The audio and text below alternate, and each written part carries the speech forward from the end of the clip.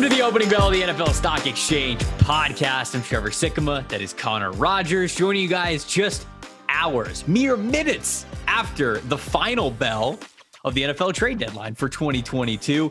Connor and I, like everybody else, sat there in awe on our phones, refreshing the timeline, just seeing trade after trade, it felt like. And Connor, it seemed like when my jaw couldn't drop any further, we had another trade, another domino, another effect. And man, this is one of the most exciting trade deadlines that honestly I can remember in a very, very long time.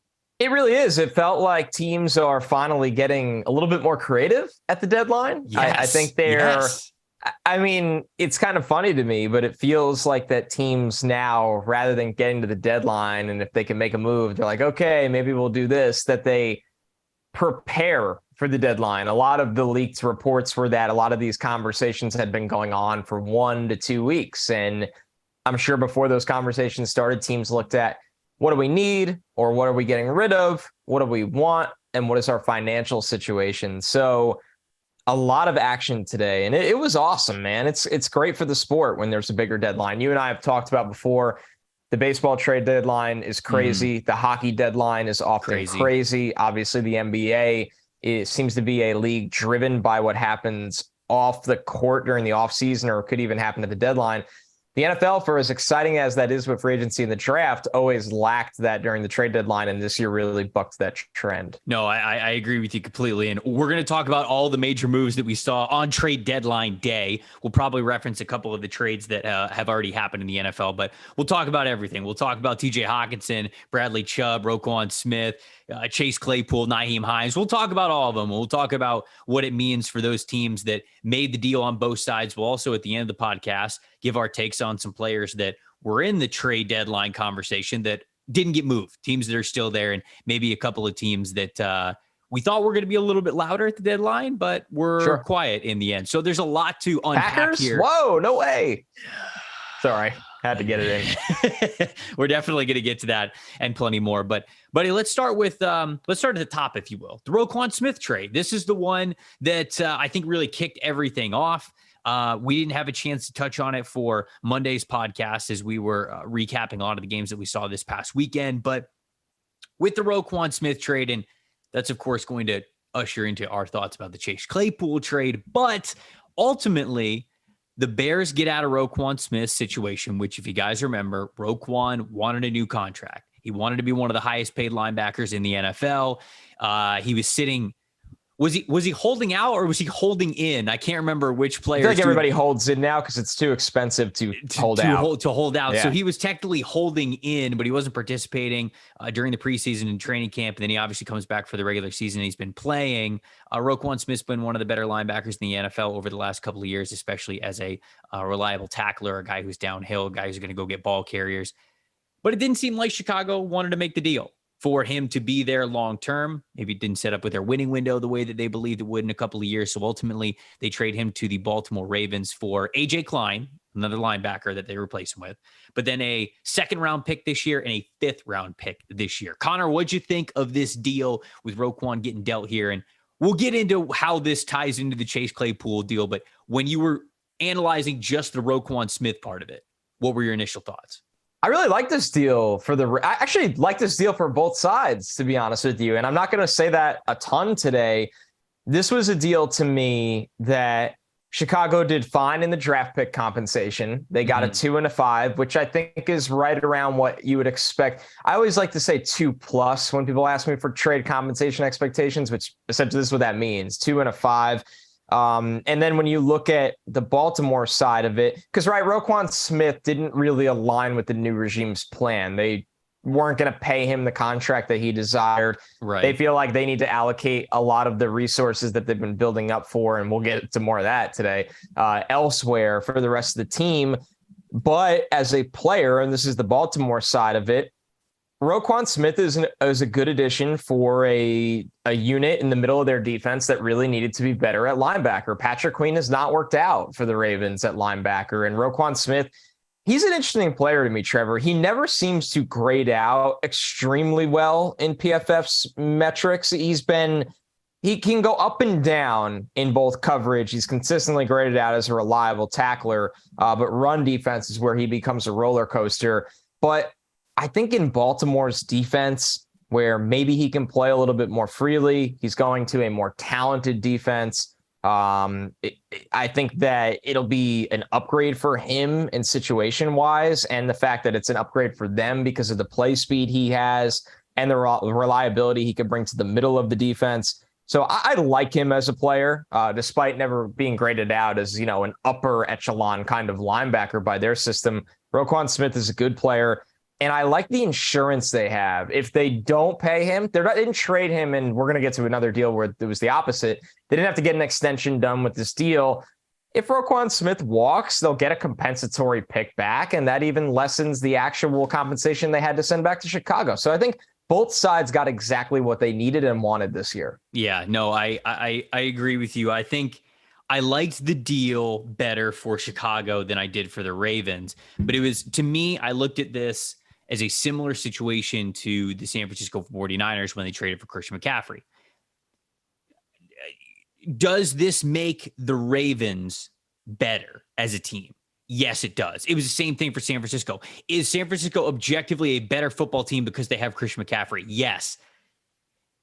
Did they kind of overpay for the situation? Yeah, I think so too, because they paid a lot to get McCaffrey on the team. And then you're not only having to pay in draft compensation to go get him, then you're having to pay in cap space to keep him around. Now you can get flexible with cap space, but that does still go, that is something that you have to navigate, that you have to figure out.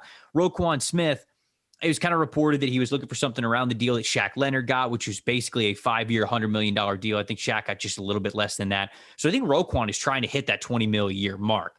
Chicago didn't want to do it because it doesn't line up with when they're going to win, right? That total winning window that they have, they're trying to totally rebuild here. And if they weren't going to give Roquan Smith that kind of money, whether it was because they didn't believe in the timeline of it, or maybe they just don't believe in the value of off-ball linebacker nearly as much, which could certainly be the case. They didn't want to get the deal. For them to get a second-round pick back, Connor, for a player that they were not going to sign anyways, to me, that's a win, right? That's more than a comp pick of what you would have got if you would have signed somewhere else. So that was a huge win to me. The Ravens have a little bit of flexibility, whether it's a rental for a Super Bowl run and they get a comp pick out of it, or whether it is somebody who plays a crucial part of their defense and can be a key in the middle of that group moving forward.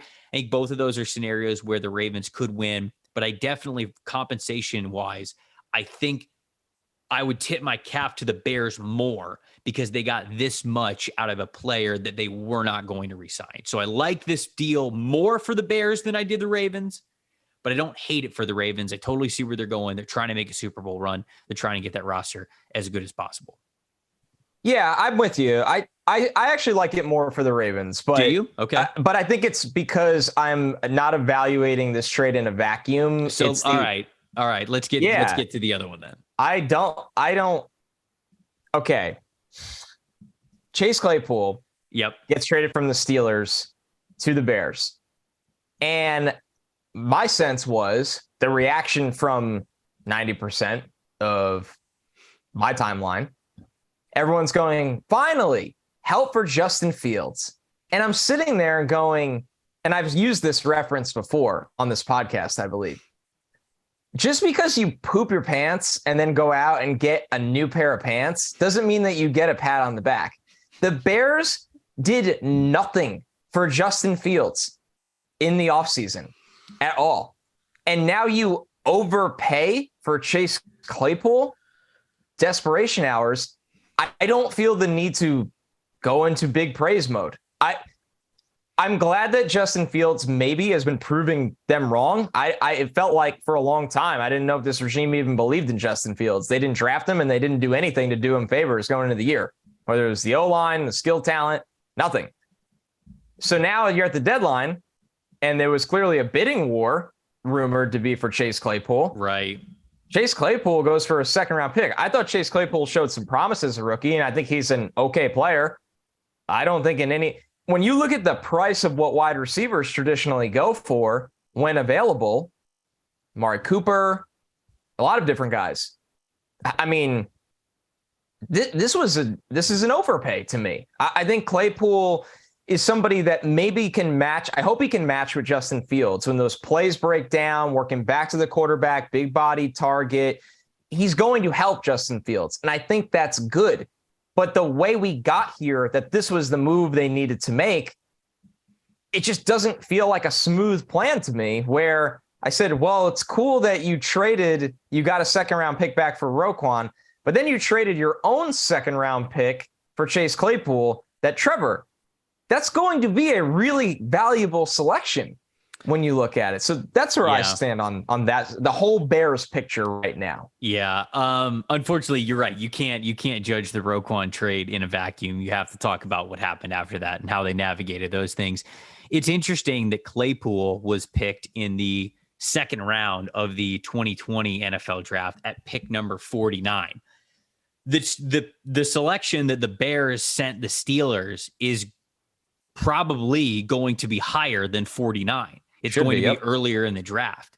So it kind of boils down to, did the Bears, when they evaluated Chase Claypool, did they believe that he has been as advertised, if not better? And I think a lot of people, Steelers fans, would tell you he has not. He has not been worth where he was picked. He hasn't been awful. He hasn't been not a bust. He's not a bust, but I think that a lot of people would tell you that he hasn't necessarily been worth the 49th overall pick. The Bears, just 3 years into his career, closer to when you have to re-sign him to a bigger contract, looked at him and said, okay, you're going to be now worth more than being picked at 49. Now, that part of it also doesn't go in a vacuum. I wanted to set it up that way to say there's a couple of reasons you do this deal.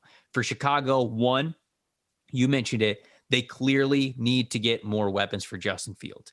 They weren't able to do that this offseason. Maybe it was because they didn't pull the trigger when they should have. Maybe they're just trying to make sure that they're patient and not be wasteful with resources and opportunities. I can understand a first-time front office not wanting to just kind of blow everything because they think that they need to go get something. So I didn't hate the wait and see, but it was tough going into this year with no new weapons. You go get Claypool, honestly, Connor, because of this upcoming free agency market. That's what you do. And also, we're a draft podcast. I know there's a lot of wide receivers we like in this class, but are there a lot of wide receivers we love? That's a very fair take. I don't know how deep this wide receiver class is going to go. So if the Bears wanted to spend a second round pick on a wide receiver from this class, the top end talent of the group doesn't look like it's been of recent years, but we know that the teams around the league are still going to want to draft wide receivers high. So by the time we get to that second round pick where they would have been selecting, is it a wide receiver that they don't really believe was going to give them a big impact? So I think if you look a little bit further down the road, I still don't love this trade. And I don't love it because of the way it went about. I think Josina Anderson, hold on, I have the tweet right here. Josina Anderson tweeted, my understanding is after an offer was made on Chase Claypool and it initially wasn't good enough this morning, the Bears figured that another team was involved and they had to up the ante. So I think the Bears probably originally offered either a third round pick or the Ravens second round pick. And the Steelers put on a poker face and said no.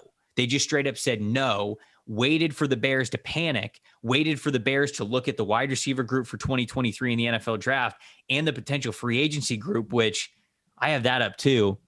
Where's the free agency? Okay. Free agent wide receivers for next offseason. I'm just going to start naming off names. Nelson Aguilar, Sterling Shepard, DJ Chark, Marvin Jones, Julio Jones, Alan Lazard, Juju Smith-Schuster, Jarvis Landry, N'Keal Harry, Mac Hollins, Sammy Watkins, Keelan Cole, Marquise Goodwin, Mecole Hardman, Noah Brown, James Washington. I mean, that's about it. Like there's nobody that's really hitting the open market next offseason. Guys will get cut though. They will get cut, but that's harder to predict, I think. Anyways, all that to say, brilliant job by the Steelers. Phenomenal job. A+. Steelers sat there at the poker table with their sunglasses on, just staring dead into the eyes of Ryan Poles, the Bears GM, and said, "Do it.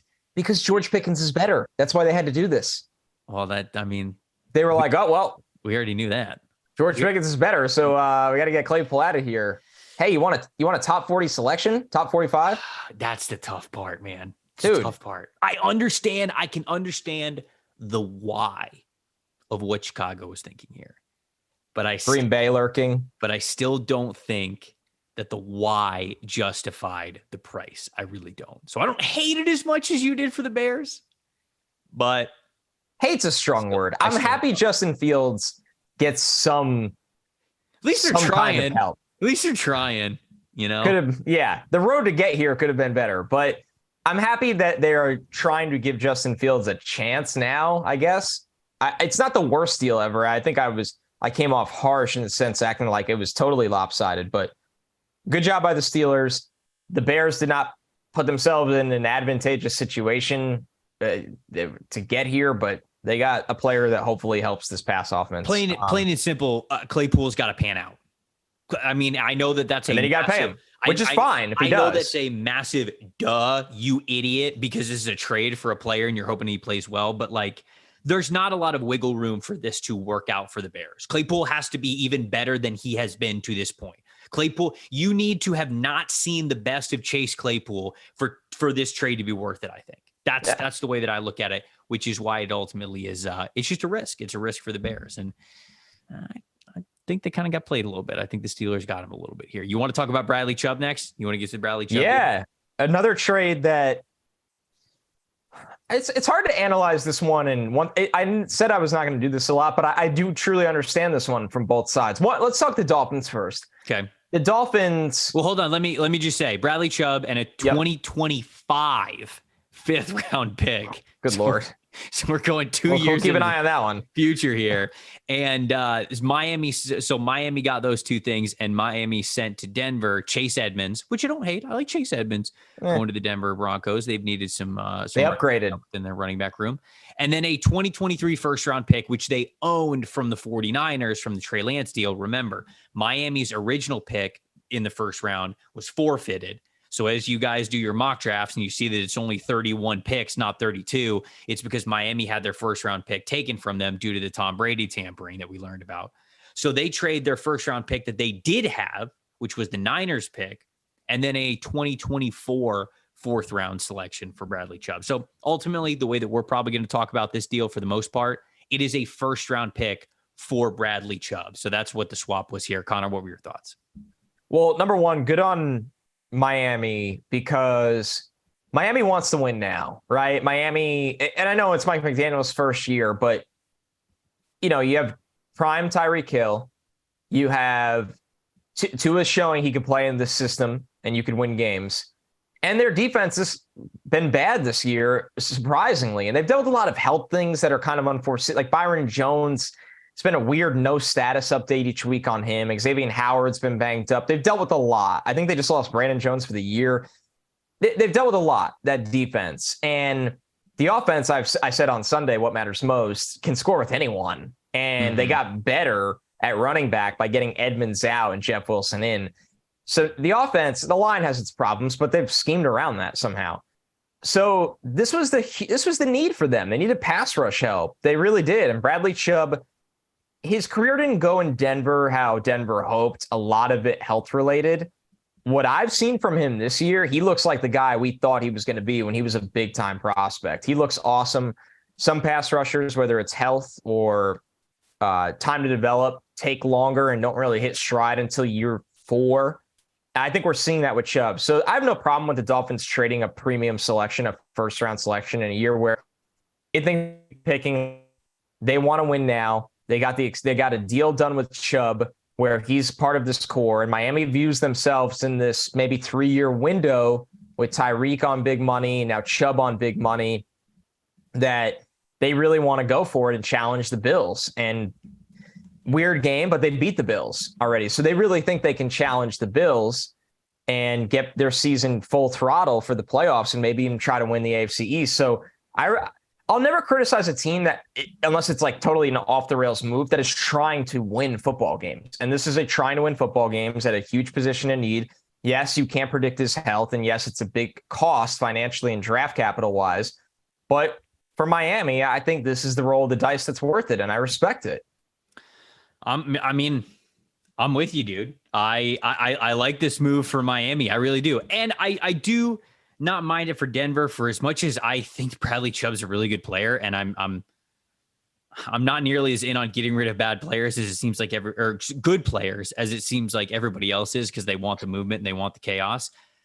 Nick Bonito is going to be a really good situational pass rusher in the NFL. Yep. Baron Browning is going to be a pass rusher. He looks awesome. Right. They've got Randy Gregory as well. So it's like, I felt like they had a log jam on they were already paying Gregory, right? You've got Baron Browning still on a rookie contract. You've got Nick Bonito on a rookie contract. You have those guys there. So if anybody is expendable, it's probably the guy that has a little bit of health issues, but still has value clearly for the trade that you can move on from, get something back from. So I do think that Denver did a good job of navigating their current situation where they go, okay, probably not in the cards to win a Super Bowl this year, but it might not be catastrophic if we figure everything out. Obviously, they're all in with Russell Wilson, so it's not like they're going full tank. At least I don't think yet.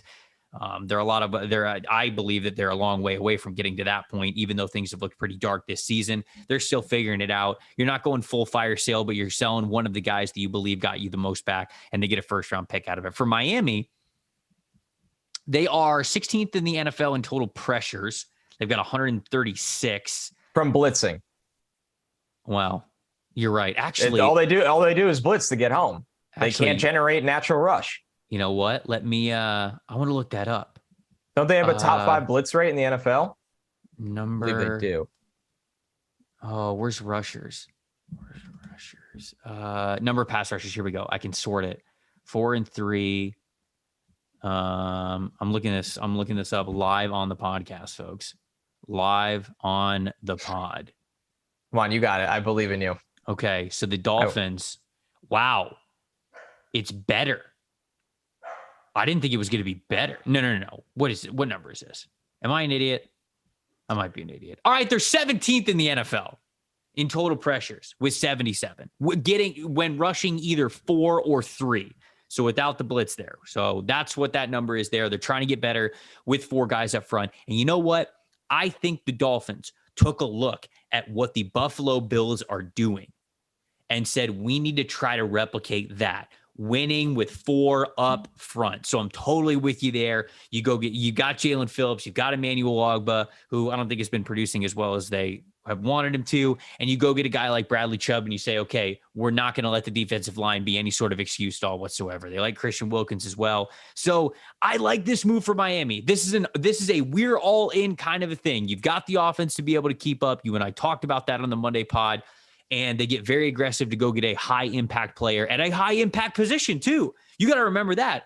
It's sometimes rough when you trade high draft capital just to pay a player, right? You don't want to get in the business of doing that too often. It's just, you're giving up both draft capital and a lot of money to go get production when you're trying you only have a few swings like that. Right, exactly. But for a position like this is a premium position. Pass rusher is a premium position. So if you're going to do it with something where the ROI, the return on investment, is very high.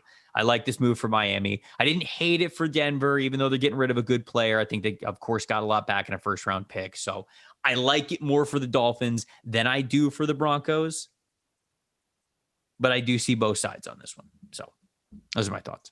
I'm with Ed. I think the Broncos did fine. I mean, there's not really a lot to say. Like you said, they have 2 young pass rushers and a veteran in Randy Gregory. And I guess we could do this one quickly because it's not a wild move, but to wrap up the Broncos, they also traded for Jacob Martin from the Jets. Oh, yeah. So, and Jacob Martin's not Bradley Chubb, but like you have Randy Gregory and Browning, who are your guys. You think you're guys that play a big bulk of snaps. Then your rotational guys and Jacob Martin and Nick Bonito. That was the rookie from Oklahoma, who we really liked. So, and then on the Jets side of that that's another win-win. The Broncos get more pass rush help.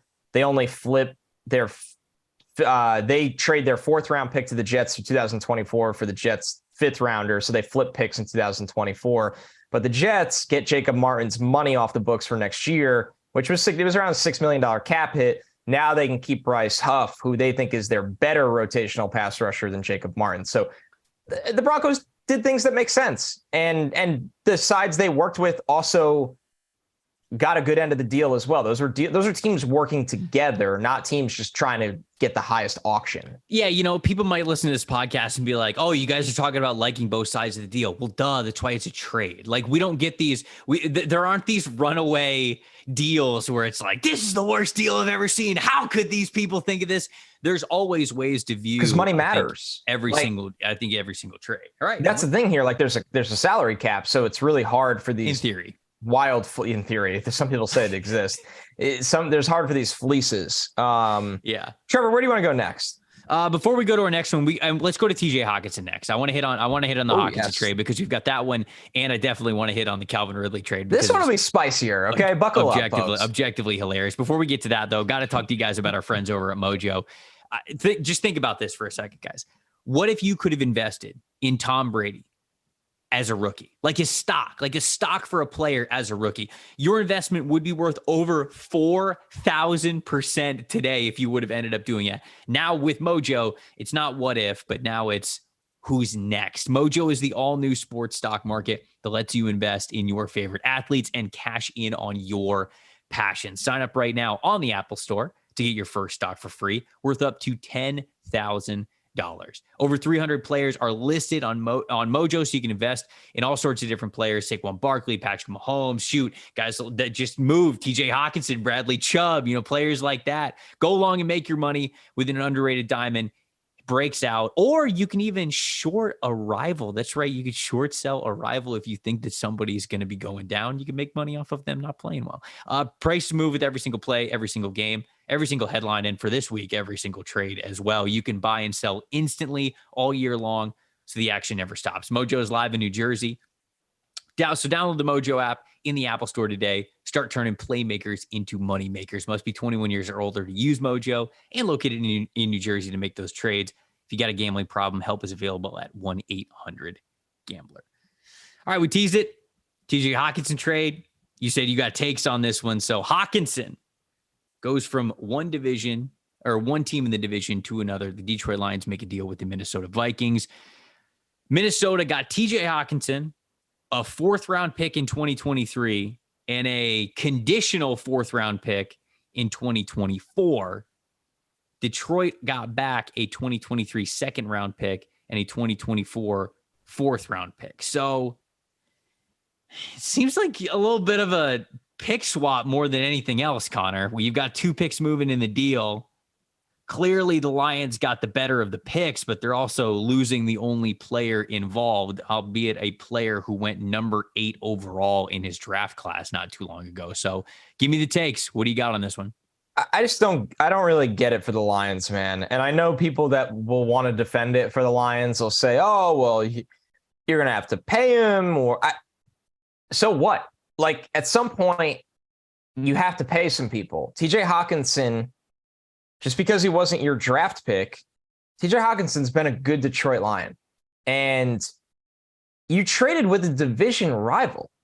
When these trades happen for significant players, isn't there supposed to be a tax where every time you look back at that, the guy's scoring touchdowns on you and helping beat you in massive division games, that you go, well, they did overpay for the player. So that was the thought process. This isn't an overpay at all. You could have told me that the Cincinnati Bengals made this trade with the Lions, and I would have been like, it's not a bad deal for the Bengals. Like, this isn't a crazy pay for me.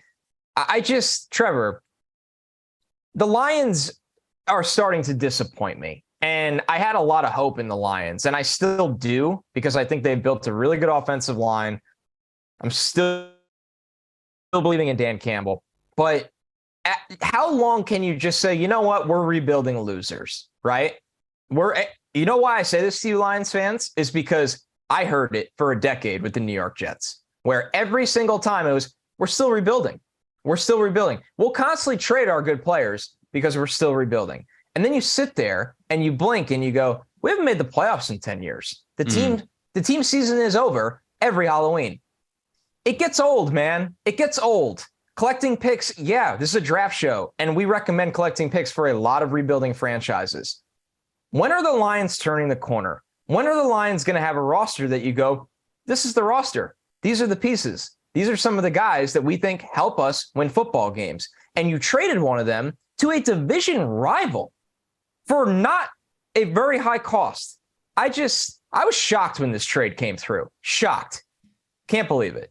I think a lot of people agree with you. And I think that's because a lot of people thought that Hockenson would have commanded more, right? It's a guy who went top 10 in the draft.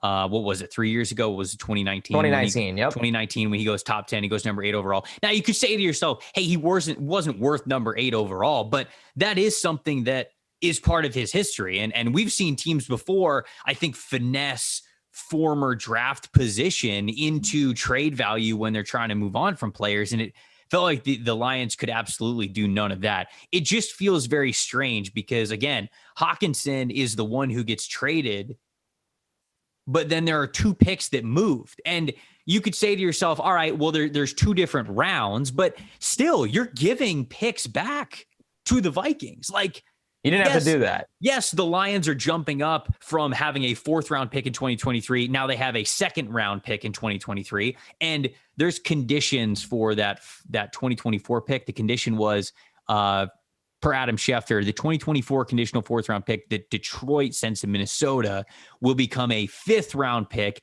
if the Vikings win a playoff game. So obviously they're hoping that TJ Hockenson allows them to get further into the playoffs. So if that's the case, you look at that and you say, let's just call it a 5th. So Detroit, instead of having a 2024 5th, now they have a 2024 3rd. All you did was move up 2 rounds and not move up into the 1st round, especially for a player who I would have thought would have commanded more value than this. Now, I think the big thing to remember here, the big element in all this is it seems like Hockenson wants to get paid. Like, it seems like he wants to cash in. I think he is aiming to be one of the highest paid tight ends in the NFL. So for as much as we might like TJ Hockenson and like the potential of him and what he can do, Darren Waller, George Kittle, Travis Kelce, Dallas Goedert, Mark Andrews, those are all the tight ends that make more than $14 million a year. And in fact, Darren Waller is the highest paid per year at 17. And then George Kittle is next at 15. Travis Kelce's got 14.3 per year. That's the average that they get.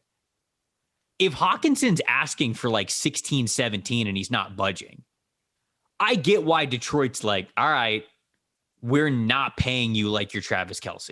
You're not Travis Kelce. You're not George Kittle. You're not Mark Andrews. So I think the big engineering factor of this trade is what were negotiations like behind the scene. But even with that being the case, Minnesota didn't need to know those details. You know, I feel like you could have got more out of Minnesota. I felt like this was kind of a little bit of a panic here. And maybe news got out too far around NFL circles that the Lions were having difficulty with TJ Hawkinson's contract and they weren't going to pay him and their back was against the wall. And maybe that ended up happening. But it just doesn't look like a good deal for the Lions. They move on from a player that clearly was not nearly as involved in their offense as they wanted to be. He's had less than a 20% wide receiver usage per route run over the last 3 years that he has been there. He was never that piece that they clearly wanted him to be when they drafted him number 8 overall. But it is a lot harder for me to see the Lions side of things here, given the price that they got back. If you want to move on from Hockenson because he wasn't what you thought he was, okay, fine. But to trade him to Minnesota, and like you said, to not get a lot back, I like this move a lot for Minnesota, especially because Irv Smith's going to be out with that high ankle sprain. But this one's a lot better for the Vikings than it was for the Lions, in my opinion, Connor. I like it for Minnesota. Minnesota is 6-1. They sent a message to that locker room. Hey, we lost a guy and we added a big time guy that's Trevor, we talked Sunday night. What we like about Minnesota, what matters most, they're balanced. They have 2 running backs that 100%. Run the ball. They have multiple wide receivers that make plays. Now, middle of the field, you have top 8 tight end in the NFL. I mean, I'm not saying it's like a trade that is going to go win them the Super Bowl or it's a trade that's going to set the Lions back 8 years. But when this trade came through, I said, why did you have to make that? Why you had to make that trade now? Is he up? Did they not pick up his? They didn't pick up his 5th-year option, right? I think they did. TJ Hockenson, 5th-year option. I didn't think that they did. Oh, maybe they did. Yeah, he's under contract for next year, I thought. Yeah, he is. It's $9 million. Yeah, he is. Yep. Yep. You're right. If you're Minnesota, they got him for 2 years. Good. You have him for a huge stretch run this year where the NFC looks like crap. And if you let him walk, you get a comp pick. God, this is good. This isn't a risky move. This isn't a risky move for Minnesota at all. No, it's a fantastic move for Minnesota. It's a fantastic move for Minnesota. There's nothing else to say about it. We got to talk about a wide receiver moving, Connor. Wasn't Brandon Cooks. You won't watch him play this year. Wasn't Brandon Cooks. Wasn't Jerry Jeudy. Wasn't Elijah Moore. Wasn't Denzel Mims. Wasn't KJ Hamler. Wasn't Darius Slayton. It was Calvin freaking Ridley. Who walked into trade deadline morning and said to themselves, what are the odds Calvin Ridley's traded instead of Brandon Cooks being traded? What were the odds for that one? Because you would have been paid out big time. Calvin Ridley currently serving a suspension for an entire year because of gambling. While he wasn't playing with the Falcons last year, he put money on the game to bet on the Falcons, which, Connor, the game that he bet on was Falcons-Jags. He bet on the Falcons to beat the Jags. And now he's a member of the Jags. Unbelievable. So this deal, incredibly creative. On the surface, Jacksonville gets Calvin Ridley from Atlanta, which, if you remember, before Calvin Ridley was out, there were even talks of him maybe not being in Atlanta for very long, him kind of butting heads with what was going on there. I think the Eagles called. Eagles and Jets, maybe. It was they were the rumored. Yeah, you're talking last year, right? Yeah, before the gambling, and I'm pretty sure that Atlanta was like, can't talk right now. they knew they did the right thing, and they were like, no, we can't do this. So you'll learn later. Atlanta receives, as of right now, a conditional 2023 5th round pick, and then a conditional 2024 2nd round pick. So from Adam Schefter, here we go. All right, ready for this? The conditions for the 2024 4th rounder that is going, what is this, from the Jags to the Falcons. It stays a 4th rounder if Calvin Ridley is simply on the roster. It goes to a 3 if Calvin Ridley reaches certain incentives, and it becomes a 2 if the Jags re-sign Calvin Ridley to any sort of contract extension. So that is that 2024 pick. This year, it's a 5th round pick. I don't know what the conditions of the 5th round pick are for 2023, but that 2024 pick could go from anywhere from a 4th rounder to a 2nd rounder, depending on what happens long-term with what Calvin Ridley does once he gets out onto the field next season. Connor, my first thought is love it for the Jags, right? I love it for them because they're actually getting a number 1 type of receiver who I think could be a big difference maker for them, even if it's not coming until next year. Clearly, they're not doing anything this year. The record is too bad. It's still a learning year. They get to hit the ground running with a top receiver talent next year, who, if he's a wide receiver 1 type, you got him for pretty cheap. 2, I love the creativity of this, man. This is fantastic. I do too. It is. I said this on Twitter.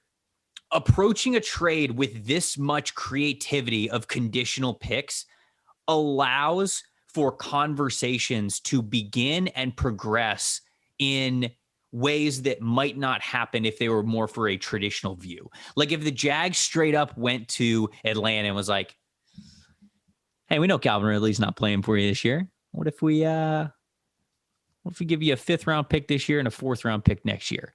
Falcons would tell them to F off so quick. But if they go, all right, hold on. What if we make that the baseline of the deal? And then if Ridley ends up becoming a great player for us, if we resign him, is all this, we'll up what we give back to you because we feel comfortable with that. Because then guess what, Connor? He was worth it. I love this creativity. I love it. It takes away a lot of the risk of the teams that are making the deals, and the reward is still just as high. Loved this from the Jags. Love the creativity that they approach this with. And I think that they won this trade, in my opinion, all around because of all of those factors there. Man, I'm with you. I think it's a great move. I think, to be fair to Atlanta, they were kind of in a tough spot, right? Atlanta, I mean, who could predict this? Oh, sure. they did get some kind of return for a good player. It's tricky for Atlanta. I think it's tricky for Atlanta where you can't just sit there and go, wow, like how for Atlanta, it's like we've kind of moved on from this guy. We are a very run heavy team. We drafted Drake London with a top 10 pick. Kyle Pitts. We drafted Kyle Pitts in the top 5. Not the regime before us. So sure, would I love Calvin Ridley to be back in the offense with those guys? Yeah, but I think that ship sailed. So for Jacksonville to capitalize on a situation that, I mean, you know what I need to do? What is Zay Jones's contract situation next year? Like, is this a move to get ahead of a move? Probably. No, he's under contract unguaranteed next year. Oh. You're not cutting Christian Kirk. That's interesting. So that was guaranteed 2020. All right. So yeah, he is still there. Yeah. It's guaranteed for a good amount of money, and Christian Kirk's not going anywhere. So Zay Jones, Calvin Ridley, Christian Kirk, obviously Travis Etienne, a big piece there. But I have no problem with this move at all. I mean, didn't really cost a lot. You're not going to feel the impacts in this draft. So I like it a lot for the Jags. Yeah. I really do. I suppose I get it for the Falcons if you were, and you're right. That's a really good point that you brought up. This is a regime that drafted Kyle Pitts in the top 5, drafted Drake London in the top 10, right? They've drafted their offensive playmakers. They have made it very known who they want to build this offense around moving forward. And they want to run the ball. And they want to run the ball with guys that also they have brought in that they have drafted. So it feels like the team has been moving on from Calvin Ridley. You move on from him in a way that gets some conditional picks in there. Maybe you get a second round pick out of it. Well, can we just laugh as you and I are going through the NFL trade tracker? It like the headlines are obviously like wide receiver Claypool traded to Chicago to help Justin Fields. And then it's like Chubb headed to South Beach in mega deal. And then you get to this one, it goes, Jaguars trade for suspended Falcons wide receiver. I mean, that is the headline. His name is not even in it. It's just suspended Falcons wide receiver. Click. Oh, man. The Jags did well, though. They did better than that headline indicates. All right. Nyheim Hines?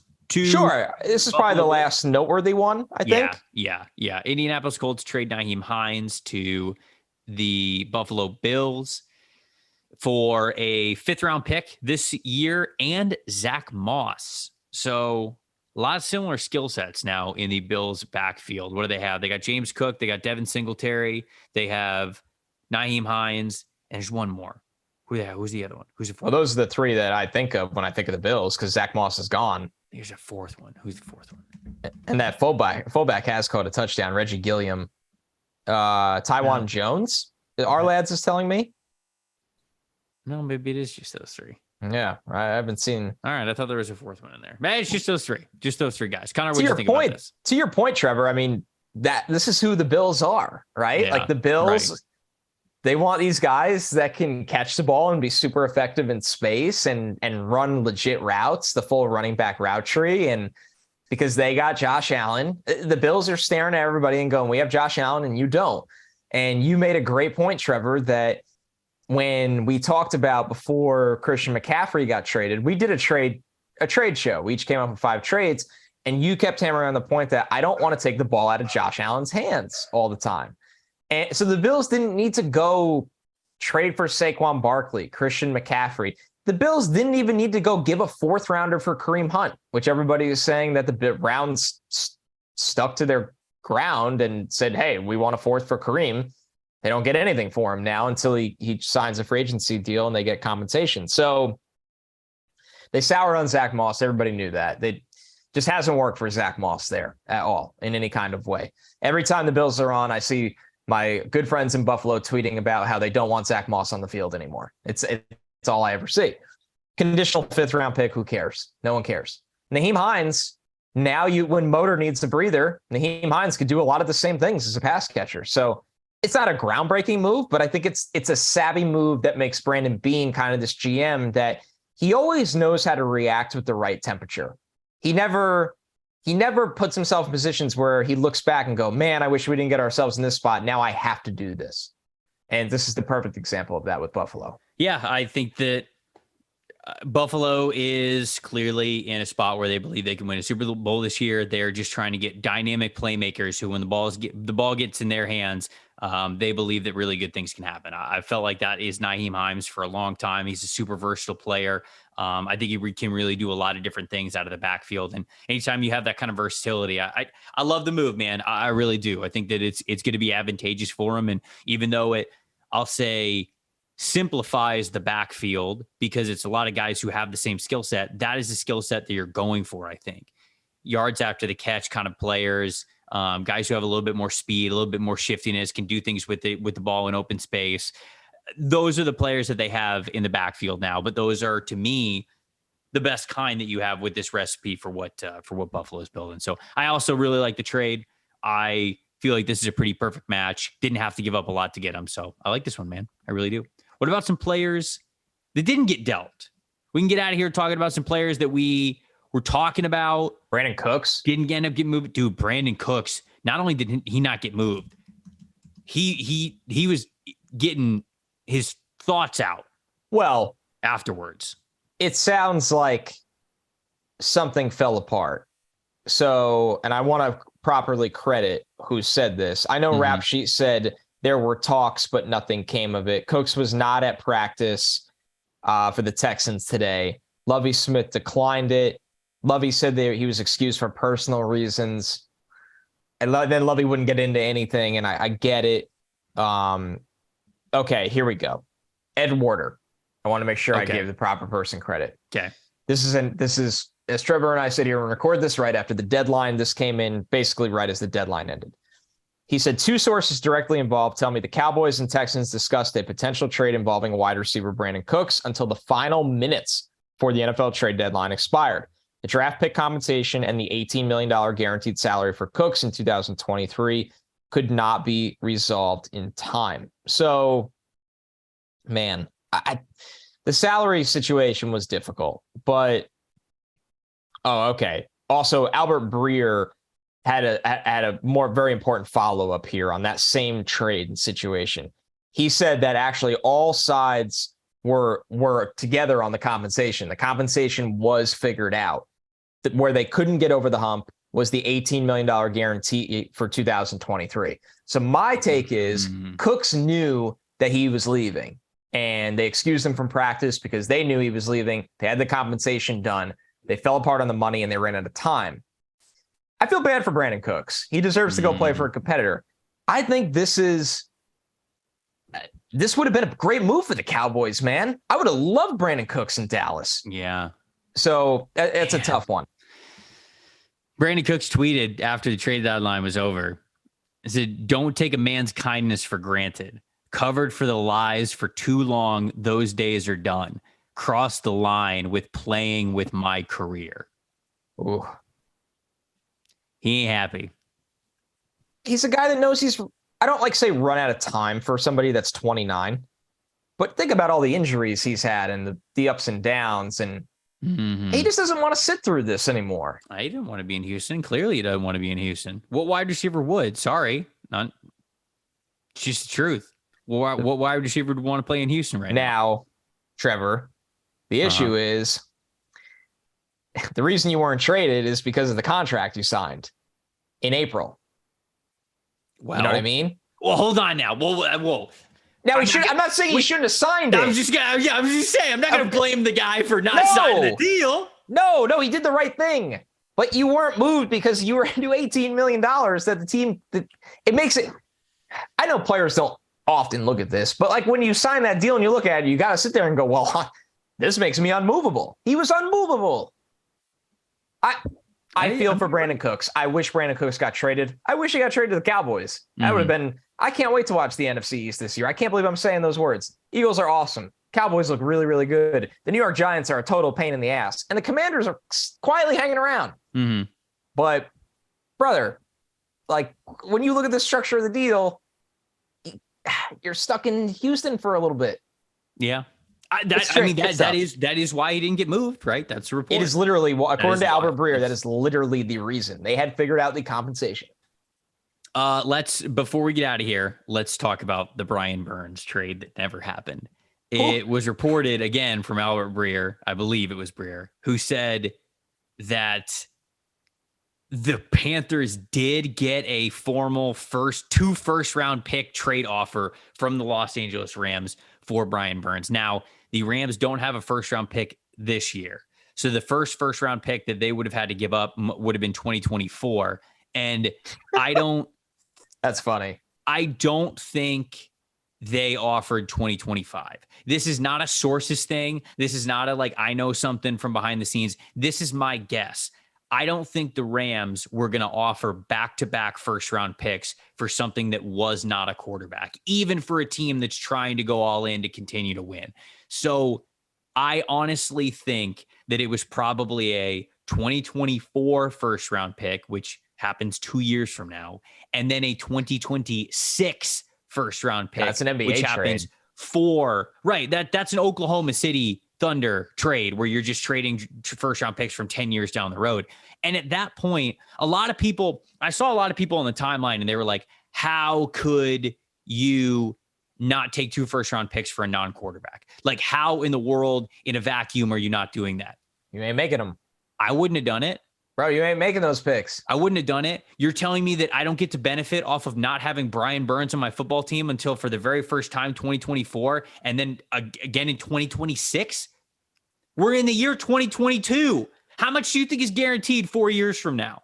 For even for the GMs and the front office and the coaches and those people who think that they don't think they're going anywhere. Like, they've got confidence. They're not making this trade. No way they're making this trade. Scott Fitterer is not going to trade Brian Burns for a pick that he doesn't get until 4 years from now. It's not going to happen. I don't think Carolina is that far away, guys. I know the team looked terrible with Matt Rule. Clearly, they made one switch at head coach to Steve Wilks, and they made one switch at quarterback to PJ Walker. And this team does not look like an absolute dumpster fire anymore. They look competent. Do they look good? Great? No, but they do look competent. And I think that if Carolina loses enough football games and gets the number 1 overall pick and they get to pick Bryce Young, Connor, they're in almost playoff. They're either right there for playoff contention or they're a year away from playoff contention in 2 years. 2 to 3 years, they're making the playoffs if they get Bryce Young. With this team, with this defense, with DJ Moore still on the team, you give me another year after you get Bryce Young for talent acquisition, both in the offseason and with the draft, and I would tell you that this Panthers roster would be simply 2 years away from making the playoffs. That's what I think. That's why you don't deal Brian Burns. And I know I might be crazy at that. I might be looking way too much at it like rose-colored or Panthers-colored glasses, whatever. But no, that's why I wouldn't have done this deal for Burns. And people who are like, oh, you absolutely take that deal. I don't subscribe to it. I don't. No, listen, number one, I am with you completely, even if that's not the popular take. Brian Burns is a good player, and Brian Burns already on this year, per PFF's premium stats, 5 sacks, 6 more quarterback hits, 23 more quarterback pressures. He's getting it done on a kind of bad team. They're better than people think, but not a great team. But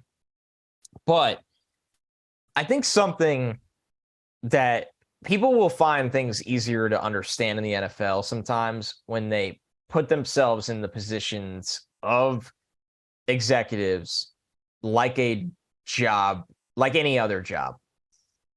You say no to that move because you are putting yourself at a disadvantage for the success of your career arc. It doesn't make any sense for you at that time. You don't even forget 2026, Trevor, which I also agree with you on that. It probably was. There's like a 95% chance you're never seeing that pick. You personally. 2024, you are far from. If you don't have Brian Burns, like you said, and you're just swimming upstream with this bare bones roster, I mean, there's a good that you're not going to last till that. So while I get why some people are like, oh, how do you not take that? They're thinking it's a Madden simulation that they could jump to the 2024 draft and make those picks and have a good time. And that's fun. This is a real life job for people that are trying to get second contracts, that are trying to get promotions, that are trying to win games. And at some point, those not having the draft assets and not having the player just doesn't make sense for the person sitting in that chair. I agree. There we go. I mean, that's just the nature of it. And that's the facts of life, people. Trade deadline show was way better. Pull back the curtain. Trevor and I were figuring out this week of shows, and as you're listening to this, don't forget this is usually the Stock Watch show, and we have a special surprise for Thursday's show. But we were deciding when to do it, and we were like, "Well, we should probably leave the Tuesday open. God forbid a couple trades happen and we have to react." Holy, you know what? Yeah, no, we didn't have enough time to do all of the trades. We got the big ones done. Great to be a little flexible here because this is fun, man. It's fun to be fans of the NFL and just be fans of all the moves that are happening. You get to react. You get to see the craziness. You get to make some takes about it. And then obviously we get to see how it plays out over the next couple of months this season and then over the next couple of years to see whether these trades were totally worth it or not. But that was a good time. Let us know what you thought of our takes. Let us know what you thought of the trade deadline moves. Like we said on the Monday podcast, we're starting this new thing where we want to hear from you guys, literally. Speakpipe.com/NFLSE. It's a way for you to just simply record your voice, whether you're at your computer or on your phone, and you can literally tell us your take. You don't even have to write it out in a review, in a response, nothing. You can send us basically a voicemail, and we are going to listen and react to a couple of them every single Thursday after whatever the Thursday show is. So we'll devote, 10, 15 minutes to hopefully playing a couple of you guys' voicemails that we have there. It's a great week to get a voicemail in. It's a great week to start this thing. So speakpipe.com/NFLSE. Tell us what you thought of the trade deadline. Trades that happened, trades that didn't, what your favorite team did, what your favorite team didn't, your favorite moves, your least favorite moves, just your takes, whatever it is, either end of the spectrum. We would love to hear from you. Connor, I'm pretty excited to get that going, man. We've been talking about getting the people involved in the podcast more, and I think this is a good way to do it. It's going to be awesome. We'll have a lot of laughs. We'll get a lot of great questions as well. I'm excited, man. It is going to be really, really fun to check out. So this is the perfect way to integrate more of our audience into the show, and I think people will have a really good time with it. Do we tell people what we're doing tomorrow? Yeah, we can tell them. We have to tell them. It's time. It's mock draft season, baby. Woo-wee! We're doing it.